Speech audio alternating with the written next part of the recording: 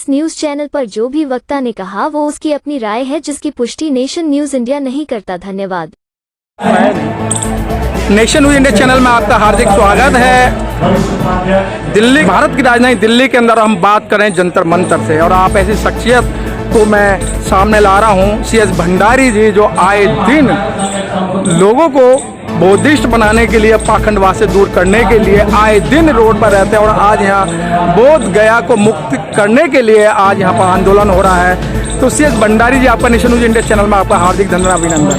Thank you, बहुत बहुत धन्यवाद आपका। CS भंडारी जी, जो बोध गया में जो आंदोलन चल रहा है, और आज से नहीं, वो काफ़ी वर्षों से चल रहा है, उस आंदोलन को आप किस तरीके से देखते हैं?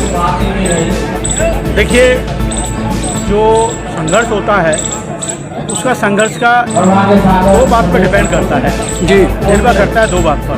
पहली बात तो ये है कि आंदोलन करने वाले की नीयत कैसी है, कितनी उनकी संख्या है, कितने उनका क्या रास्ता है। और दूसरा रास्ता जो डिपेंड करता है, निर्भर करता है, वो वहाँ की सरकार के ऊपर करता है कि सरकार उस पर क्या एक्शन लेती है या नहीं लेती है, सुनती है या नहीं सुनती है। तो ये दो बातों पर आंदोलन हमारा निर्भर करता है। वही आंदोलन जो महाबोधि विहार का है, वही दो बातों पर निर्भर करता है। सबसे बड़ी बात यह है, उदाहरण के लिए मान लो अगर महाबोधि विहार बिहार में होता, महाराष्ट्र में, या महाबोधि विहार दिल्ली में होता, या महाबोधि विहार उत्तर प्रदेश में होता, तो ये आंदोलन बहुत ज़्यादा विशाल रूप धारण कर लेता जी। लेकिन सबसे बड़ा एक कारण ये भी है कि बिहार में बुद्धिस्टों की संख्या बहुत कम है, मुश्किल से आधा %, या 0.25% है। इस वजह से जो वहाँ के मेन जो आदमी होते हैं उन पर राजनीतिक प्रभाव नहीं पड़ता, राजनीतिक प्रभाव नहीं पड़ता। इसलिए चाहे तो अनागारी धर्मपाल जी का आंदोलन रहा हो, चाहे सुरेश ससोई जी का आंदोलन रहा हो, और चाहे अब ये आंदोलन हो, तो ये सब सारे संबंधित हैं। अगर बिहार में महाबोधि विहार है और महाबोधि विहार के 10, 20 हजार, 50 हजार या 1 लाख बुद्धिस्ट होते और वो एक दिन प्रदर्शन करते, तो ये ज़्यादा इफेक्टिव होता और उससे राजनीति इफेक्ट होती। अब हम कितने भी उत्तर प्रदेश से पहुंच जाएं, बिहार से, महाराष्ट्र से पहुंच जाएं, कर्नाटक से पहुंच जाएं, उड़ीसा से पहुंच जाएं, दिल्ली से पहुंच जाएं, लेकिन वहाँ की राजनीति पे जो इफेक्ट है वो नहीं पड़ता। उन्हें पता है कि भाई इनको वोट तो मिलती नहीं इनकी, तो वो कोई फर्क नहीं पड़ता। और ये सबसे बड़ा कारण है कि जो बिहार सरकार है वो इस आंदोलन को महत्व नहीं दे पा रही है। भंडारी जी, अभी तक जो आपने नाम गिनाए थे और उनका जो इतिहास खंगाला जाए, तो वो एक्चुअली में बुद्धिस्ट ही नहीं है, और जो बुद्धिस्ट नहीं है तो वो आंदोलन कैसा?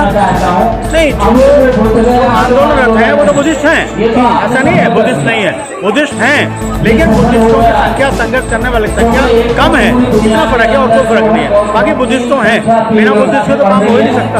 बुद्धिस्ट हैं वो, जो आंदोलन हैं वो बुद्धिस्ट नहीं है। देखिए भंडारी जी, अब यहाँ जो जंतर मंतर धरना प्रदर्शन चल रहा है, एक तरफ तो अनुसूचित जातियों की बात की जाती है, एक तरफ वो जो आंदोलन की अगुवाई कर रहे हैं वो बुद्धिस्ट की अगुवाई कर रहे हैं। तो क्या sir, what is the difference between SC, ST and Buddhist? देखिए, जो बुद्धिस्ट बन रहे हैं या बुद्धिस्ट अपने वापस आ रहे हैं अपने धर्म में, वो सारे SC, ST तो हैं जी। भाई, हमारा जो प्राचीन धर्म है, श्रमण संस्कृति जो भारत में है, और जो बौद्ध धर्म था हमारा, वो हम ही लोग तो बुद्धिस्ट थे। जो जितने भी SC, ST, OBC हैं वही सारे बुद्धिस्ट थे। और वो आर्यों की क्रूरता के कारण, धार्मिक कट्टरपंथा के कारण हमको सताया गया, और SC को जबरदस्ती जो बुद्धिस्ट थे उनको SC, ST, OBC या शूद्र बनाया गया। तो ये सबसे बड़ा कारण वही तो है। नहीं भंडारी जी, मेरी बात वही है कि जो बुद्धिस्ट होते हैं उनके अंदर तो जातियां नहीं होती हैं, ना धर्म होता है। अगर बुद्धिस्ट हो तो बुद्धिस्ट है, लेकिन यहाँ तो बात की जा रही है अनुसूचित जाति, जनजाति की बात कही जा रही है। नहीं, मैं यही तो बात कर रहा हूँ। भाई, जो हमारे अनुसूचित जाति जनजाति के लोग हैं वो प्राचीन बौद्ध हैं, इसीलिए तो बात करते हैं। और जो हमें बुद्धिस्ट बनना है, जो हमारे आने वाले समय में बुद्धिस्ट बनेंगे, वो अनुसूचित जाति जनजाति के लोग ही तो बुद्धिस्ट बनेंगे, क्योंकि वो कन्वर्ट होंगे। कन्वर्ट नहीं बल्कि अपने पुराने धर्म आएंगे। जब से बाबा साहब इस पदार्पण किया आए, जब से, और उनका आंदोलन चला भारत में, तो अभी से बौद्धों की संख्या बढ़ी है जी। तो बौद्ध जो बने हैं वो अनुसूचित जाति जनजाति OBC के लोग ही तो हैं जी। और वो पुराने बुद्धिस्ट हैं, वो अपने कर्म को आ रहे हैं, अपने पुराने जागरण धर्म आ रहे हैं। तो जब ये अनुसूचित जाति जनजाति जो लोग जो प्राचीन अपने हिंदू धर्म से जुड़े हुए हैं, आप पाखंडवाद से जुड़े हुए हैं, अंधविश्वास से जुड़े हुए हैं, उनको किस तरह से बौद्ध धर्म में लाया जाए, यही तो सारी परिपाटी है, यही वो है, वही बाबा साहब ने सिखाया था, उसी को लेकर। क्या भंडारी जी फिर एक कड़वा क्वेश्चन कि पूरे भारतवर्ष के अंदर या उत्तर प्रदेश के अंदर या भारत की राजधानी दिल्ली के अंदर ये गिने चुने 300-400 ही बुद्धिस्ट हैं? नहीं, ये देखिए आंदोलन है ये, और आंदोलन मान लिया हमारी बुद्धिस्ट सोसाइटी ऑफ इंडिया है, हमारे 300 बुद्ध विहार हैं, तो जरूरी है 350 से 1000 लोग आते हों। भाई एक बुद्ध विहार से एक प्रतिनिधि आ जाए तो वो सफिशिएंट होता है, सारी बातों को निर्णय करता है। तो आंदोलन में ये नहीं कि ये सारे जो है शिखर के लोग हैं, अच्छे लोग हैं, जिन्हें कहने में जो मतलब फॉलो करते हैं, लीड करते हैं जिनको। तो क्या सर इस आंदोलन से सरकार के कानों पे कोई जुड़ेंगे? बिल्कुल रहेंगे कि रहनी चाहिए।